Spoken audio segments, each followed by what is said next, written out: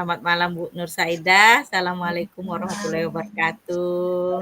Salam Bu Eni. Gimana Gimana kabarnya Bu Eni? kabarnya Bu Nur? Alhamdulillah sehat. Bu Eni juga semoga sehat selalu. Amin. Apa nih topik malam ini Bu, sesi kali ini yang ingin Ibu curhatkan ke saya? Aduh, ya Bu Eni ini saya mau curhat sedikit ya. Saya lagi dilema ini Bu Eni ya. Saya ingin curhat sedikit sama Bu Eni. Boleh kan?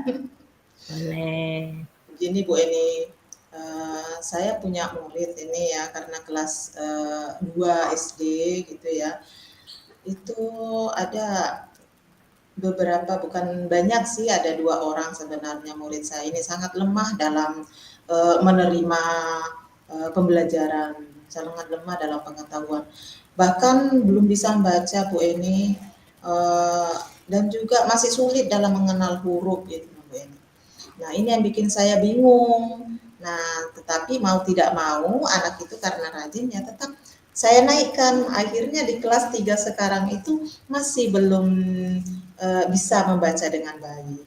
Gitu, Jadi tujuan Bu Nur Saidah malam ini pada sesi ini tuh apa namanya, dari percakapan ini apa sih yang ingin Ibu capai? Saya ingin murid saya yang sudah saya naikkan di kelas 3 tadi, saya ingin dia di kelas 3 bisa membaca. Paling tidak dia bisa membaca suku kata, membaca kata gitu Nah Bu Eni. Walaupun tidak misalnya setara dengan temannya yang bisa membaca lancar sudah. Seperti itu harapan saya. Oke, baik Ibu. Eh, Situasi yang Ibu hadapi sekarang itu seperti apa pada saat Ibu menghadapi murid Ibu tersebut? Bagaimana ya? Saya melihat murid saya itu waktu saya misalnya pembelajaran, saya bingung juga saya mau ngapain, mau saya apakan ya anak supaya bisa cepat untuk membaca. Walaupun mengenal huruf memang sudah bisa, tapi untuk merangkai kata itu sangat sulit. Kemudian saya jadi dilema, apa yang harus saya lakukan? Kan apa yang harus saya lakukan untuk anak ini, sehingga saya sudah mencoba beberapa cara supaya anak ini bisa menyambungkan kata, bisa membaca kata. Itu yang pertama saya lakukan. Namun ya memang belum 100% berhasil. Ada ndak hal-hal yang Ibu rasa mempengaruhi dari eh, kenapa sih anak itu tidak bisa membaca? Ada Hmm, ndak yang Ibu identifikasi, kenapa sih anak itu nggak bisa baca? saya identifikasi mungkin karena apa, memang saya sudah pernah identifikasi, saya mencari informasi, kemudian saya mendapatkan informasi dan saya melihat memang anak ini apa, pengaruh dari lingkungan yang pertama, kemudian dia terlahir dari keluarga yang istilahnya broken. Jadi antara ibu dan ayahnya itu sudah berpisah. Tuh. Jadi mungkin orang tua yang tidak lengkap sehingga membuat anak ini susah untuk belajar. Tuh. Kemudian eh, apa namanya, situasi yang bagaimana sih yang Ibu inginkan supaya anak ini Ya, bisa ini saya menginginkan anak ini supaya bisa berubah dari yang dia karena dia malas untuk belajar. Dari yang dia karena malas belajar sehingga dia belum bisa membaca.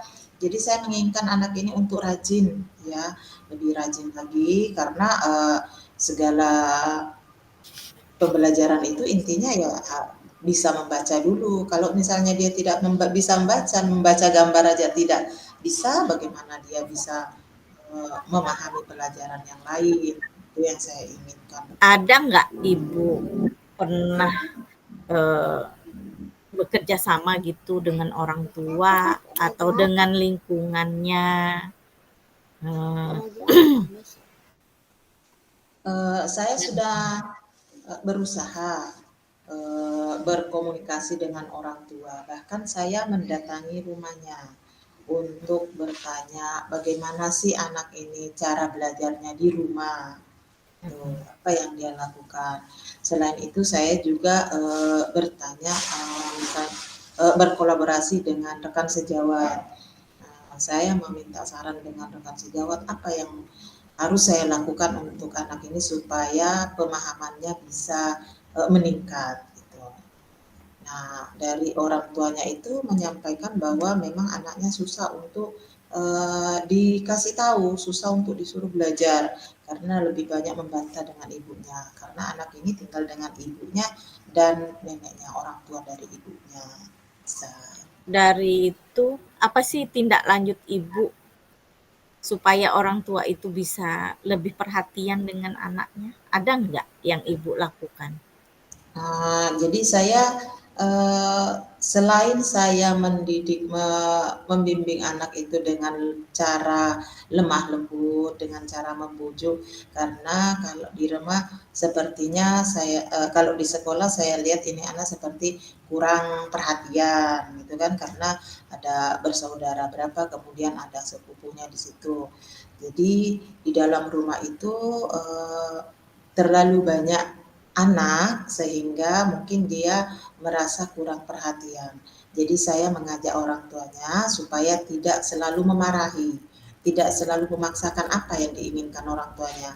Kalau memang dia disuruh belajar, jangan disuruh belajar sendiri, diajak bukan disuruh. Saya kasih tahu begitu orang tuanya, supaya ayo sini belajar sama-sama gitu.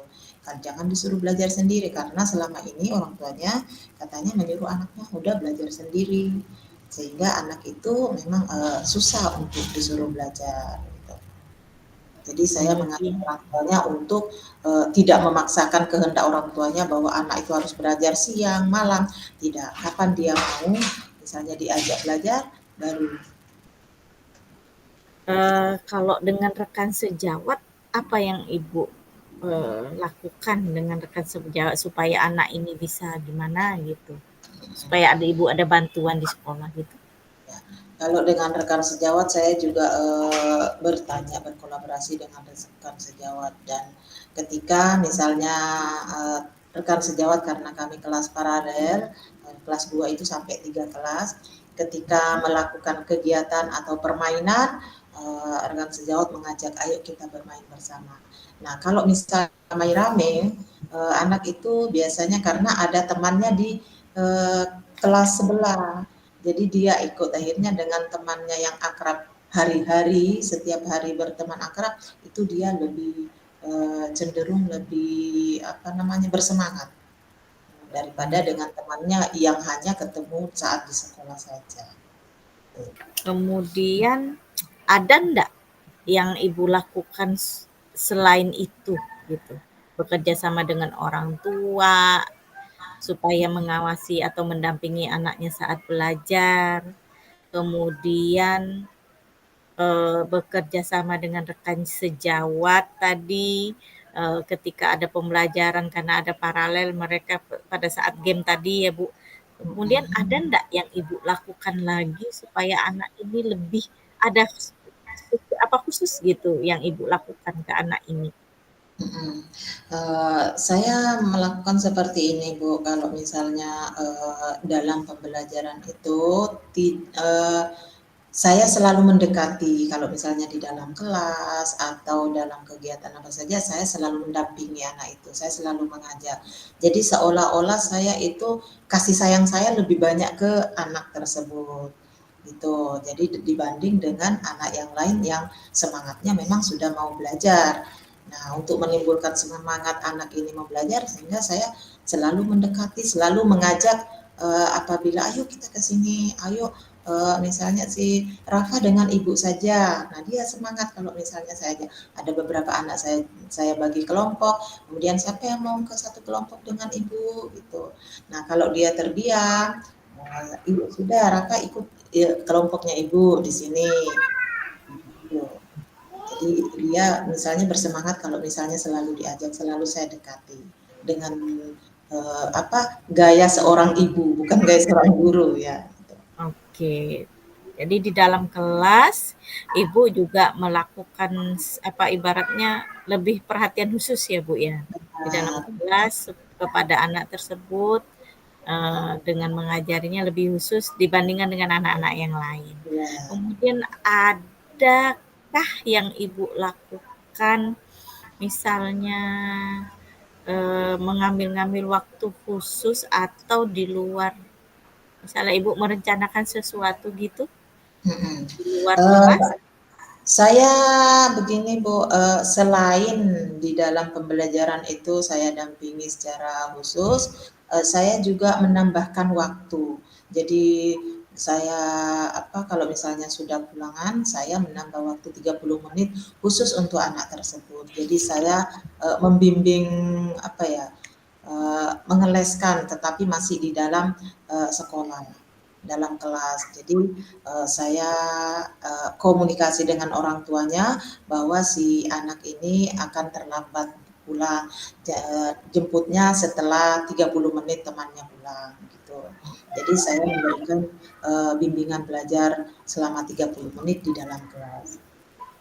Selain itu, saya juga berkomunikasi meminta pendapat orang tuanya, ibunya, bagaimana kalau misalnya sore setelah mengaji, anak ini, diantar ke rumah saya untuk, eee, tambahan bimbingan belajar, gitu. Itu yang Ada saya nggak target-target baik Bu Nur, tadi kan ada jam tambahan, ada mhm, dengan teman sejawat, orang tua kerja selalu kerja sama dengan orang tua. Ada nggak target yang Ibu ingin capai tahun mhm. ini deh misalnya, anak itu harus apa gitu, ada nggak targetnya? Target saya, seperti ini, Bu, ini kan anak sudah terlanjur karena kerajinannya, terus kemudian dia selalu membuat kalau misalnya disuruh membuat tugas itu cepat dengan bantuan orang tua, dia cepat mengumpulkan tugas sehingga saya sudah menaikkan kelas anak ini karena kehadirannya itu benar-benar aktif. Nah, walaupun sudah di kelas 3, saya masih mengajak dia untuk, tetap bimbel di rumah karena tidak mungkin lagi saya mengajarkan di kelas.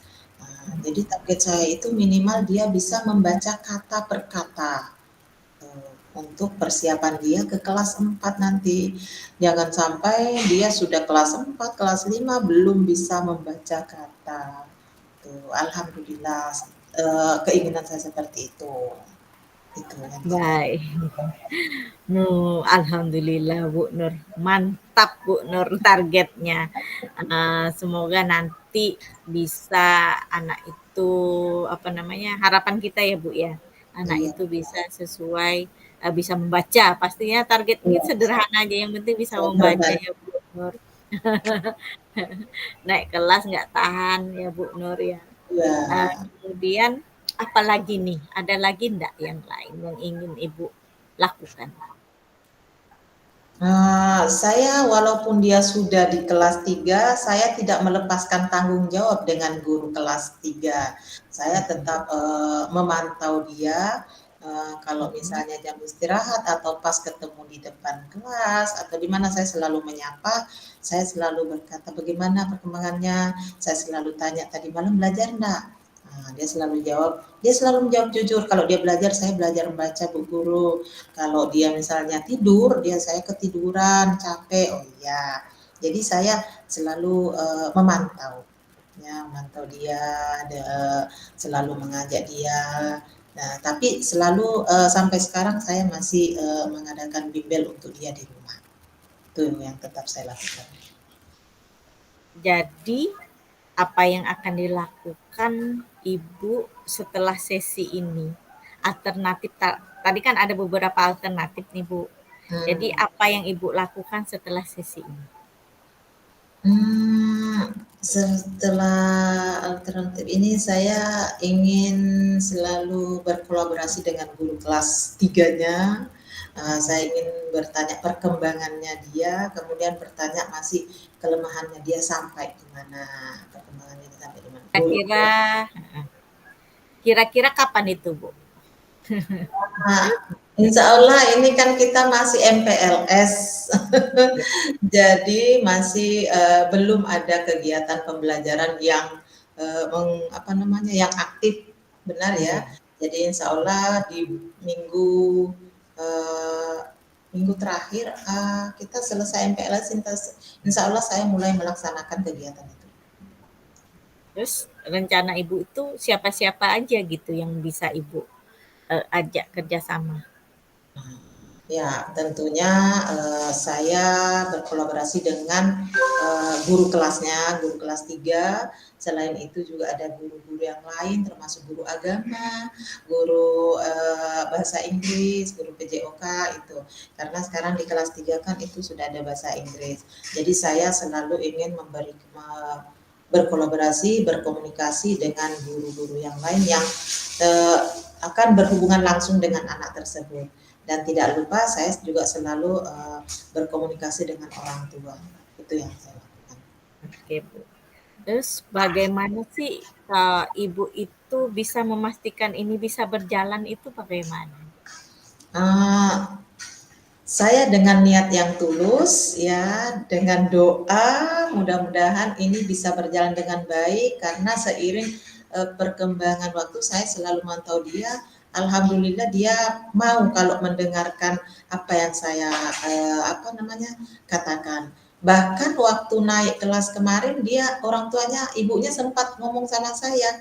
Katanya Bu Nur, si Raka ini ngomong, Bu, kok saya naik kelas sih? Kenapa saya naik kelas? Saya biar sama Bu Nur aja, katanya saya senang sama Bu Nur. Itu berarti menandakan bahwa insya Allah anak ini apa yang saya sampaikan selalu didengar. Kemudian apa yang bisa Ibu, apa, di akhir percakapan kita ini, apa sih yang bisa Ibu simpulkan dari sesi ini?